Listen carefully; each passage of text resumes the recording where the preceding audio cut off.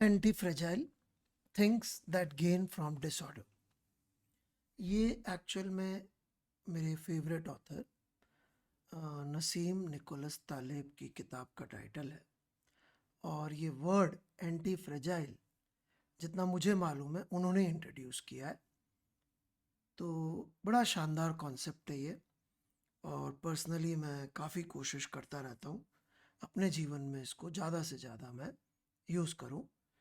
तो चूँकि मैं सोचता रहता हूँ तो कभी कभी आप लोगों के स्टूडेंट्स के पर्सपेक्टिव से और यंग लोगों के पर्सपेक्टिव से जो अब लाइफ शुरू करते हैं और आजकल के हालात को देखते हुए भी अ, ये मन में विचार आया कि ये आइडिया सभी के लिए शायद बहुत इम्पोर्टेंट है, और स्टूडेंट्स के लिए भी, और जो अभी अपने करियर की शुरुआत कर रहे हैं, या इन जनरल सभी तरह के लोग इसको यूज़ कर सकते हैं। तो सबसे पहले एंटी फ्रेजाइल वर्ड का मतलब क्या है? तो नीचे साफ साफ लिखा हुआ है things that gain from disorder. देखिए, तीन तरह की चीजें होती है। क्या तीन तरह की चीजें होती है? कुछ इस तरह की चीजें होती है जो जैसे कांच की चीज हुई, वो गिरेगी, टूट गई, डिसऑर्डर से खराब हो जाएगी। कुछ लोहे की कोई चीज है, मजबूत लकड़ी की कोई चीज है, ये रोबस्ट है।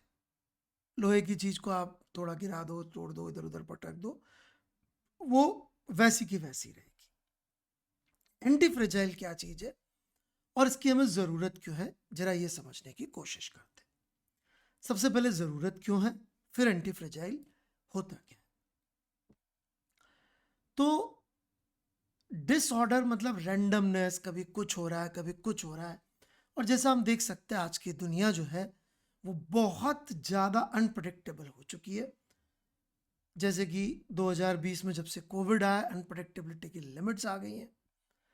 इनफैक्ट स्टूडेंट जो बेचारा एग्ज़ाम की तैयारी कर रहा है, उसको जेई वाले तो पहले भी कोशिश करते थे पैटर्न नहीं पता हो, अभी तो पैटर्न भी और साथ में डेट भी नहीं पता है, और फिर भी अपन ने तैयारी करते रहना। और यदि अपन आगे जीवन की बात करें तो टेक्नोलॉजी इतनी तेजी से चेंज हो रही है कि जिस टेक्नोलॉजी को पढ़ के जॉब मार्केट में लोग पहुंचेंगे, शायद वो टेक्नोलॉजी तब तक तो आउटडेटेड हो चुकी होगी। इनफैक्ट पहले जॉब में भी पहुंच गए, 2 साल जॉब भी किया, जो उस टेक्नोलॉजी को यूज करके जॉब किया वो टेक्नोलॉजी खत्म हो चुकी है। तो इस तरह के कंटिन्यूस चेंजेस इस दुनिया में बहुत फास्ट आ रहे हैं। जॉब्स की अनसर्टिनिटी बढ़ती जा रही है बिकॉज कई सारे जॉब्स ऑटोमेट होते जा रहे हैं, और धीमे धीमे ऑटोमेशन और बढ़ता ही जाएगा। जहाँ पे कई सारे जॉब्स जो पहले अ, होते थे, आराम से लोग करते थे, वो आर्टिफिशियल इंटेलिजेंस और इस तरह की चीज़ें will take over. Political uncertainty भी लोग देख रहे हैं कि काफ़ी बढ़ती जा रही है because of all these uncertainties. Politics वाले लोगों को भी अपने आप को जल्दी जल्दी चेंज करना पड़ता है। तो कभी अमेरिका वाले लोग बोलते हैं कि हाँ हम अलाउ नहीं करेंगे दूसरे देश के लोगों को, फिर बोलते चलो कर देंगे। तो इस तरह के चेंजेस हो रहे हैं।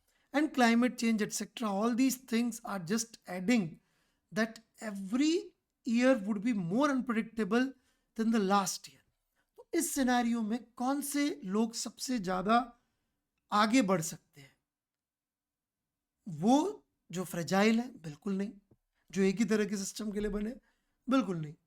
रोबस्ट वो शायद सरवाइव कर लेंगे, लेकिन हम सरवाइव की नहीं, हम थ्राइविंग की बात कर रहे हैं कि कैसे आगे बढ़ सकते हैं लोग। तो सबसे पहले समझते हैं एंटी फ्रेजाइल के कुछ एग्जाम्पल्स की होता क्या है एंटी फ्रेजाइल।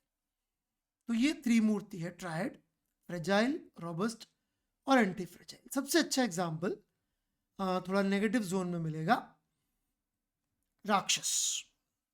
राक्षस लोग बहुत अपने आप को मजबूत और तोड़ दू फोड़ दू ऐसा बनना चाहते हैं। तो इनमें तीन राक्षस है, एक हिरण्यकशिपु, एक रावण, एक रक्त बीज। रक्त बीज हो सकता है इतना फेमस ना हो, मैं आपको तीनों के बारे में बताता हूँ। हिरण्यकशिपु को मैंने फ्रेजाइल बोला है।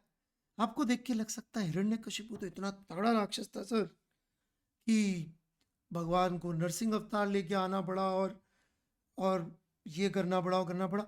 बट वो फ्रेजाइल ही था। क्यों? क्योंकि उसने बहुत सारी चीजें तो कवर कर ली थी, दिन में ना मरूं, रात में ना मरूं, ऐसे ना मरूं, वैसे ना मरूं। परंतु जैसे ही एक ऐसा इवेंट हुआ जो उसके दायरे में नहीं आता था, वो खत्म। Compare that to Ravan. Ravan के 10 सिर थे, और उसका जो अमृत का भी वो तो भाई ने बता दिया, विभीषण ने। नहीं तो उसका एक सिर काटो वापस सिर आ जाता था, तो रोबस्ट था, उसको मारना बहुत मुश्किल था, रोबस्ट था। लेकिन एंटी फ्रेजाइल था रक्त बीज, उसको जितना मारोगे उतना स्ट्रांग हो जाता था। क्यों? क्योंकि रक्त बीज के बारे में ऐसा बताया जाता है कि उसको ये वरदान था, उसके खून की बूंद जहां गिरेगी वहीं एक और रक्त बीज बन जाएगा। मतलब आप उस पर जितना अटैक करोगे वो उतना ही स्ट्रांग होता चला जाएगा। मतलब कि हमें वैसा मेंटलिटी से नहीं बनना है, राक्षस नहीं बनना है, लेकिन हमें इतना स्ट्रांग बनना है, इस तरह का बनना है, यदि चीजें वेरिएबल आए तो हम आगे बढ़े, सिर्फ वही स्तर पे ना रह जाए जैसा रोबस्ट होता है। एंटी फ्रेजाइल जो कि रैंडमनेस से ग्रो करता है। जैसे कि पहले जमाने, जो आजकल के नए स्मार्टफोन आते हैं गिरते ही टूट जाते हैं, ये फ्रेजाइल है। पहले जमाने का आपके पास फोन हो, कीपैड वाला जो होता था, नंबर वाला, पुराने जमाने का नोकिया वाला, वो यदि आपने कभी देखा हो या घर में किसी के पास हो, तो वो गिर जाए टूटता टाटता नहीं था। इनफैक्ट उसको आप हथियार की तरह यूज कर सकते हैं। मे भी कभी फ्यूचर में कोई फोन बनाए एंटी फ्रेजाइल, तो शायद वो गिरने से चार्ज हो जाया करे, या उसमें एक फीचर एक्स्ट्रा ऐड हो जाए। Just joking. So that would be an anti fragile. बच्चे भी होते हैं फ्रेजाइल, रोबस्ट और एंटी फ्रेजाइल। फ्रेजाइल बच्चे होंगे जैसे गोलू बोलू बच्चे होते हैं, बिल्कुल मम्मी के लाडले टाइप के, जिनको जो बोलो बेचारे मान जाते हैं, वहां बैठ जाते हैं, उनको एक तरीका सिखा दो वो उस तरीके से काम करते रहते हैं। उनको थोड़ा सा भी आपने कुछ वेरिएशन दिया तो बेचारे मम्मी मम्मी करके रोने लग जाते हैं। कुछ होते रोबस्ट ढीठ टाइप के बच्चे, वो उनको कुछ भी बोलो वो अपने रास्ते पे ही चलते रहते हैं, वो सुनते नहीं। कुछ होते क्रिएटिव बच्चे, उनको आपने बोला कि ये नहीं करना है एक्स, तो वो क्रिएटिव तरीके से उसी एक्स को करने का दूसरा तरीका ढूंढ लेंगे। और जितने आप उनको इस तरह की कंडीशंस डालोगे, उनका दिमाग और परिपक्व होता जाएगा और क्रिएटिव होता जाएगा, और वो नए नए रास्ते ढूंढते रहेंगे। अल्टीमेटली आप गिव अप मार दोगे कि भाई तेरे हिसाब से ही कर लेते हैं। और ये बच्चा ग्रो करेगा, आप इसके ऊपर जितना कंडीशन डालोगे कि तू ये मत कर ऐसे, तो बोलेगा अच्छा ठीक है, आपने तो इसको ऐसे करने से मना किया था, लेकिन आपने वो करने से थोड़ी मना किया था, तो मैं वैसे कर लेता हूं। तो दीज आर एंटी फ्रेजाइल बच्चे। स्वास्थ्य के हिसाब से देखें तो घर में जैसे बूढ़ी दादी है, स्वास्थ्य के हिसाब से फ्रेजाइल है। थोड़ा भी उनको इधर उधर धूप में दौड़ चल गई, दौड़ ली, भाग ली कभी, तो तबीयत खराब हो सकती है। मम्मी आपकी जो होगी वो थोड़ी सी रॉबस्ट टाइप की होंगी, कि भाई जैसा भी सिनेरियो उसमें वो काम चला लेती है। और घर में यदि कोई दीदी है, कोई लड़की है नॉर्मल, तो वो एंटी फ्रेजाइल है। उसको बोलो दिन में भी इधर घूम लो, रात को भी इधर उधर घूम लो, यहाँ चले जाओ वहाँ चले जाओ, तो उनको और मजा आएगा और उतनी स्ट्रांग होती चली जाएगी। फिर यहाँ पे आप देखेंगे मैंने दोबारा लिखा है इन्हीं का नाम पर उल्टा, क्योंकि इस बार मैंने लिखा है इमोशनल लेवल पे। सोचिए, इमोशनल लेवल पे जो एक यंग लड़की है, दीदी है, उनको किसी ने कुछ कह दिया, कुछ इधर उधर गड़बड़ हो गई थोड़ी छोटी मोटी भी, तो वो आंखों में आंसू डाल के बैठ जाती। फ्रेजाइल है, उनको हर्ट होना बड़ा आसान है।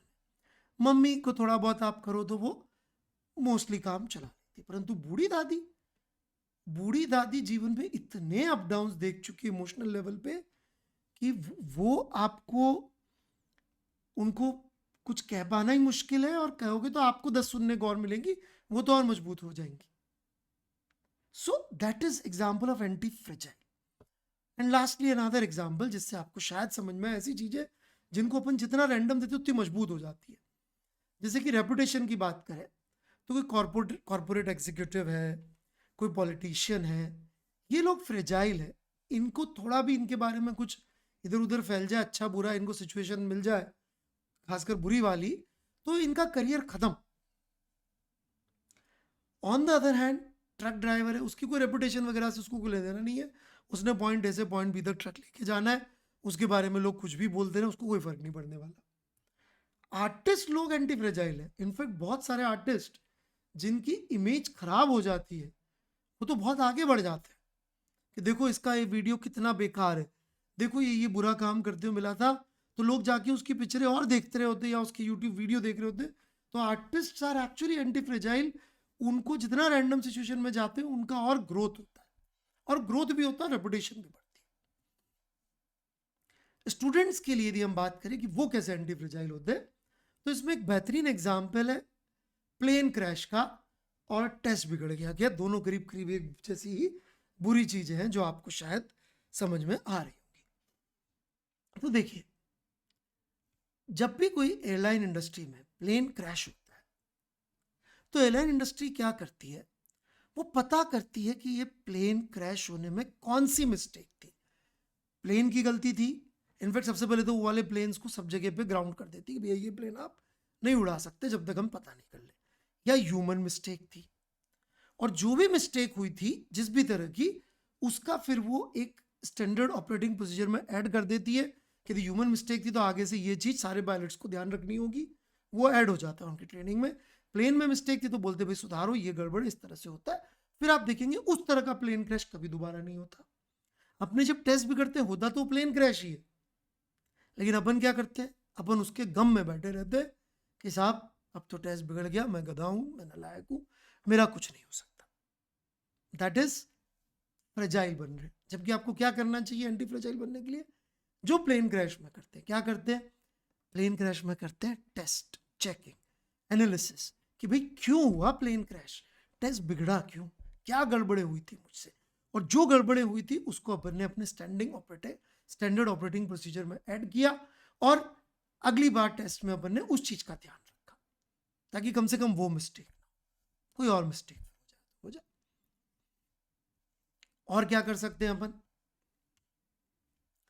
देखिए, दूसरा होता है, एक बड़ा सिंपल सा तरीका होता है बॉडी को एंटी फ्रेजाइल बनाने का, दैट इज वेट लिफ्टिंग। जाइए, वेट लिफ्टिंग का मतलब मैं ओलंपिक में जाके कंपटीशन करने को नहीं कह रहा हूँ। नॉर्मल तरीके से वेट लिफ्टिंग की बात करें तो आप पुशअप कर लीजिए। आज आप एक पुशअप कर पा रहे हैं, कोशिश करिए एक हफ्ते बाद 2 कर पाएंगे, फिर 4 कर पाएंगे, तो ये भी एक वेट लिफ्टिंग है। और यदि आपके पास डंबल है, कुछ और वेट है, तो उसको उठाने की कोशिश करिए। आज 2 किलो उठा पा रहे हैं तो कल 3 किलो। ऐसा क्यों हो रहा है? क्योंकि मसल को जब वो बार बार आप स्ट्रेस दे रहे हैं वजन उठाने का, तो वो अगली बार थोड़ी सी और मजबूत हो जाती है और वो उस वजन को उठाने के लिए तैयार हो जाती है। अब थोड़ा और बढ़ाएंगे, अब मसल को फिर से ब्रेक होना पड़ेगा, लेकिन वो अगली बार और मजबूत हो जाती है। तो ऐसे करके आप अपना बॉडी को एंटी फ्रेजाइल बना सकते हैं, ऐसे माइंड को ही बना सकते हैं। जो प्रॉब्लम देख के आपको लगे ये प्रॉब्लम टॉपिक तो समझ ही नहीं आया, उसको देख के या तो आप भाग जाइए, और जेई में भी ऐसे सवाल आएंगे, एग्जाम में भी ऐसे सवाल आएंगे जिसको देख के आपको भागने की इच्छा होगी, या फिर आप डट के बैठ जाइए कि आज मैं इस टॉपिक के टाइम निकाल के शेड्यूल को ध्यान में रखते हुए, ये नहीं कि वेट लिफ्टिंग का मतलब अपन सुबह से शाम वेट लिफ्टिंग करें, शेड्यूल में कर रहे हैं, ऐसे इसको भी अपन ने प्लान किया कि ये प्रॉब्लम और टॉपिक मुझे समझ में नहीं आया तो मैं आज इसको लेके बैठूंगा, और आज या तो ये रहेगा या मैं रहूंगा अगले 3 घंटे 4 घंटे में इसी को कोशिश करूंगा। लेकिन जब भी मुझे कोई ऐसा टॉपिक मिले, ऐसी प्रॉब्लम मिले, तो मैं भागूंगा नहीं, मैं इससे सीखूंगा। तीसरा पॉइंट स्टूडेंट्स के लिए, अपन को पढ़ाई बिल्कुल शेड्यूल तरीके से करनी है, जैसा मैं पहले भी डिस्कस कर चुका हूं। इसका मतलब ये नहीं है कि अपन ये मान के चले कि सवाल जो आए वो सारे वैसे के वैसे ही आए जैसे अपन ने देखे हुए हैं, कि मतलब कोई भी चीज ऐसी ऊल जलूल आए ना सामने। मान के चलिए जेई के अंदर जो पैटर्न आएगा वो ऐसा आएगा जो आपने देखा नहीं होगा। पैटर्न मतलब कि कितने ऑब्जेक्टिव हैं, सिंगल करेक्ट, कितने मल्टीपल करेक्ट, कितने कॉम्प्रिहेंशन, कितने मैच द कॉलम, या कोई और चौथे पांचवे टाइप का पैटर्न, क्योंकि कभी ना कभी ये सब पैटर्न पहली बार इंट्रोड्यूस किए थे आईआईटी ने। तो हमेशा याद रखिए, रैंडमनेस कभी हो जाए छोटी मोटी तो उससे अपन को घबराना नहीं है कि अरे ये तो डिफरेंट आ गया। डिफरेंट आ गया मतलब अपना माइंडसेट ही ये बनाइए कि डिफरेंट चीजों को अपन परस्यू करें, उनसे भागे नहीं। जैसे बोलते ना डर के आगे जीत है, तो जो चीज डराए आपको बिकॉज वो बिल्कुल अलग टाइप की थी, उन्हीं चीजों से आपको जाके मिलना है और उनके साथ आपको ढंग से एफर्ट मारना। यदि कोई भी तरह की रैंडमनेस आ सकती है, सवालों में आ सकती है, कभी मान लीजिए आपके सामने सवाल के अलावा कोई थ्योरी में ऐसी चीज आ गई जो पहले कभी नहीं देखी है, सुनी नहीं, तो मैक्सिमम लोग इस तरह का आर्गुमेंट देते थे, कमजोर लोग साहब पहले कभी देखा ही नहीं था। अरे पहले कभी नहीं देखा था, यही तो जिंदगी है। सारी चीजों में जिंदगी में थी वही चीजें चलेगी जो पहले देखी थी, तो रिपीटेटिव हो जाएगा। तो रैंडम चीजें आएंगी लाइफ में और एग्जाम में और क्वेश्चंस में और थ्योरी में, उनको हमें भागना नहीं, उनको फेस करना सीखना। और चौथा सबसे सिंपल रूल वो ये कि अपनी पढ़ाई का प्रोसेस बहुत सुपर कॉम्प्लिकेटेड मत पढ़ाइए कि जी साहब पहले मैं ये करूंगा फिर ये करूंगा फिर वो करूंगा तब जाके मैं पढ़ाई करने बैठ पाऊंगा। जितना आप कॉम्प्लिकेटेड बनाएंगे उतना ज़्यादा रैंडम चीज़ों की वजह से वो खराब हो जाएगा। कुछ भी चीज़ की वजह से फिर टूटेगा। मान लीजिए कभी बारिश हो गई, कभी लाइट इधर हो गई। सिंपल रखिए पढ़ाई का तरीका, भाई इस जगह बैठ के यहाँ पे पढ़ लेता हूँ मैं, तो सिंपल सा तरीका है पढ़ाई का। ये नहीं कि उसके 6 प्रोसेस से पढ़ाई शुरू करने के लिए, वो मत बनाइए, क्योंकि कितनी भी कॉम्प्लिकेटेड चीज़ें जो होती है उनको टूटना भी आसान होता है। तो this is how a student can make his life anti fragile, कि जहां पर वेरिएशन आने से उसको फायदा हो, कि उसने ट्रेन किया वेरिएशन के लिए अपने दिमाग को। तो जब एग्जाम में वेरिएबल चीजें आएंगी जो किसी और ने, जो सबने नहीं देखी होंगी, तो ये आगे बढ़ेगा। जैसा कि मैंने आपको बताया भी था अबाउट रक्त बीज, या फिर बूढ़ी दादी, या क्रिएटिव बच्चे, या आर्टिस्ट लोग, कि उनको वेरिएबल चीज दो तो वो बहुत स्ट्रांग हो जाते हैं। तो आपको भी ऐसा ही करना है कि वेरिएशन आए, क्योंकि जेई के एग्जाम में वेरिएशन आना ही आना है। आपके अपने को दिमाग को ट्रेन करना है कि वेरिएशन में आप ज्यादा अच्छा करें, और उससे सिर्फ सर्वाइव ना करें, औरों से अच्छा करें। That is the idea of anti. Thank you.